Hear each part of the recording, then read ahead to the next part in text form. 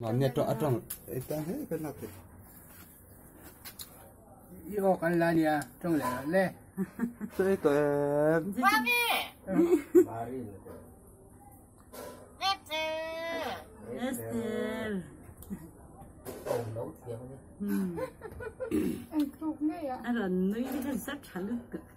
Nuôi đẹp nè. Cái này mà tiền như ai gọi là nuôi không à? Cụ cái hạt tiếng đi. Em quan cả chê. Em quan cả chê thì. Quay à. Bao giờ? Em quan thì đúng không?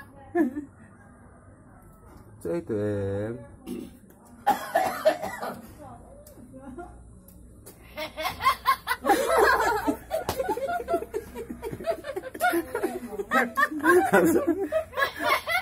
Em quan cái cam trẻ không? Đi trong thế đấy à?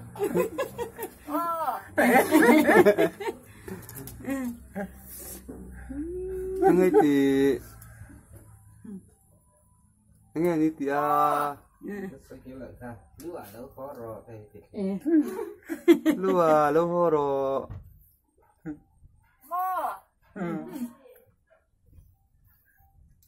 Chơi anh tụi em. Anh ấy phải à. Anh ấy phải à.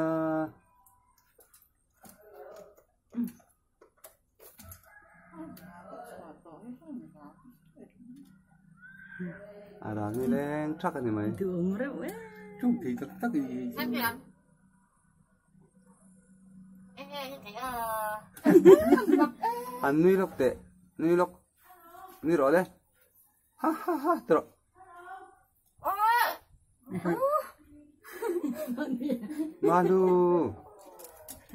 Malu.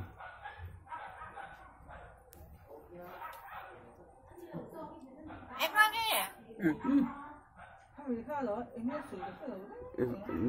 야, 소인군 해필 거야.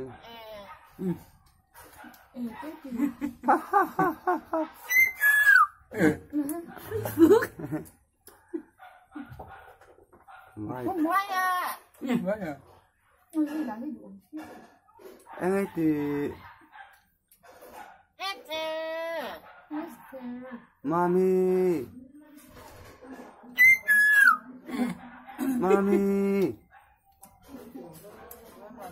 Quay à. Esther.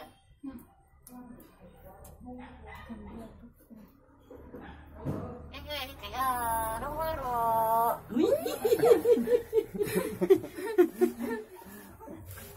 Mà không ôi xì em mày Ôi.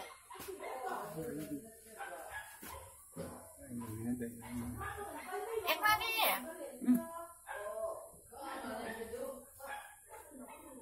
Chơi anh tụi em. đừng có tổ là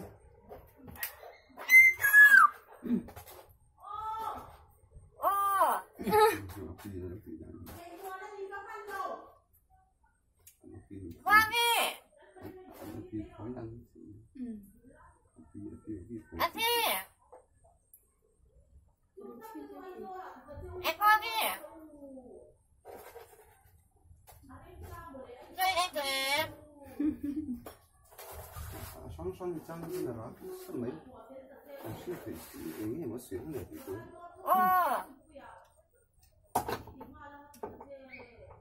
em nghe như thế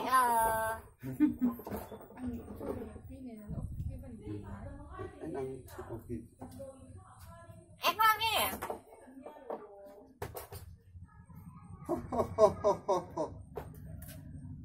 Em cô. Em Quang đi con. Chơi anh tụi em. Quay à.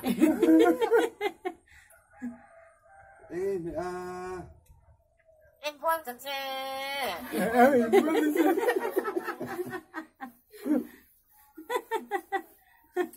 Em bắt trong tủ trong cái à.你进来一水看你摸着。 Em ơi. 좀 힘어. 아침 지양 안 오고 있다. 이번 넘지. 이제 딱 어제. 아이 월월이 너무 조금 주네 뭐. Quang ơi.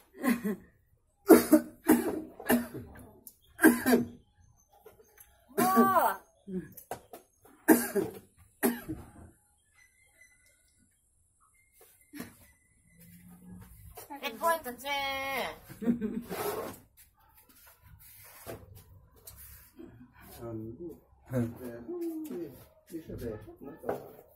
Quang ơi. 마스라 자동화 판매. nữa 우야 라고 파동.